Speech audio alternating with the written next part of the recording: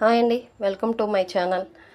ఇవాళ ట్రెండింగ్లో ఉన్న భారత్ మరియు పాక్ ఘర్షణల విషయంలో భారత్ 5 కీలక నిర్ణయాలు తీసుకున్న తర్వాత పాకిస్తాను అయితే మేము సిమ్లా ఒప్పందం రద్దు చేసేస్తాము అని చెప్పి యుద్ధానికి సై అన్నట్టుగా మాట్లాడుతుంది కదా. అసలు ఈ సిమ్లా ఒప్పందం అంటే ఏంటి, ఎందుకు, ఎలా జరిగింది?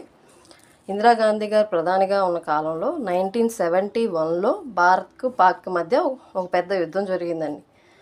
ఆ యుద్ధం 13 రోజుల పాటు జరిగింది. ఆ యుద్ధం బంగ్లాదేశ్ స్వాతంత్రం కోసం ఈ యుద్ధం జరిగింది. స్వాతంత్రం వచ్చాక బంగ్లాదేశ్కి స్వాతంత్రం వచ్చాక 1972లో భారత్ పాక్ సిమ్లా ఒప్పందం చేసుకున్నాయి. ఈ సిమ్లా ఒప్పందం ప్రకారం ఈ రెండు దేశాల మధ్య వేరే ఎవరి జోక్యం అంటే ఐక్యరాజ్య సమితి కానీ వేరే దేశం జోక్యం కానీ ఉండకూడదు. పరస్పరం సమస్యలను చర్చలతోనే పరిష్కరించుకోవాలి అని చెప్పేసి ఈ ఒప్పందం చేసుకున్నారనమాట. ఇప్పుడు ఈ ఒప్పందం రద్దు చేస్తే ఏంటంటే యుద్ధానికి రెడీ అవుతున్నారేమో అన్నట్టుగా